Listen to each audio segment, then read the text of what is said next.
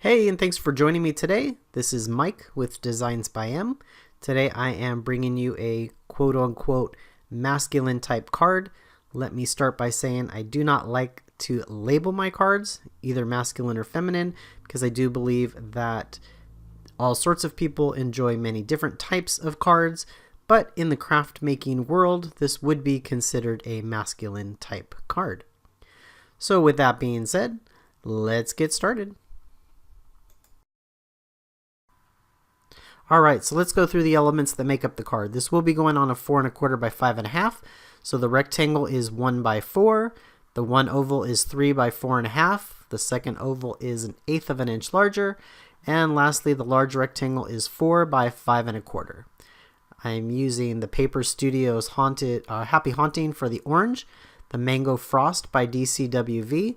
And I really like this. There are some floral patterns in here, but there are a few quote-unquote, again, masculine type patterns in this paper, and I really like this paper. It's really thick.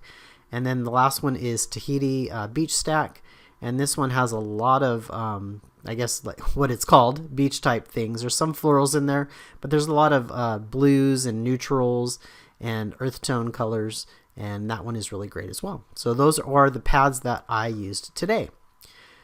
So the first thing I want to do is go ahead and stamp my sentiment. I am using VersaFine Black Onyx ink with my stamping platform, and this one's just going to say just for you. The next thing that I'm going to do is totally optional, but I'm adding a heart to this one, and it depends on who you're going to give it to. The person that I'm going to give this to would totally be okay with there being this heart, especially this one, because it's not a cutesy little heart, but more of a rustic, playful heart, I guess I want to say.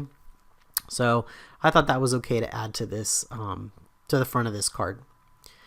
I'm going to go ahead and stamp some birds onto the top of this, onto the brown paper. And now my stamping is done.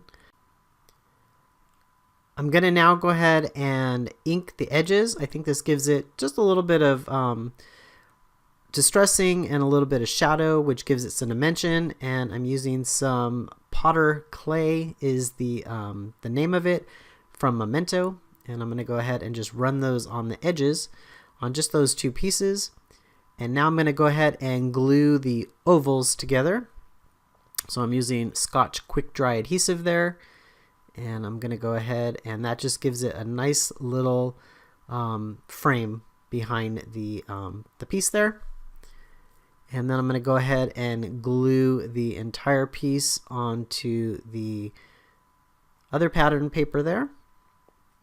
I could pop that up if you wanted. I didn't want a whole bunch of dimension here because I am going to go ahead and use foam tape to pop up the sentiment. And I'm going to go ahead and put that about in the center there over the oval.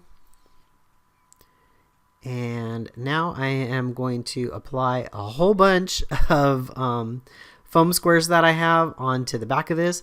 I could have used the foam tape, but I have a bunch of foam squares that I bought at the dollar store, which I'm not too happy about, and I kind of want to get rid of them. So I went ahead and put a whole bunch on the back of that. And then I'm going to go ahead and center that onto my 4 1/4 by 5 1/2 card base. And the card is almost done. The last thing that I'm going to go ahead and do is glue on my button. I'm using a multimedia mat because it is extremely strong, and I plan on mailing this card. I did make a few. So that is the card for today.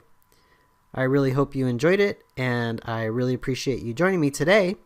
Please don't forget to rate, comment, and subscribe on my channel because it really helps me out. On your screen in a few minutes will be a subscribe button as well as a recommended video. Please don't forget to click on those, and I will see you guys soon. Thanks. Bye-bye.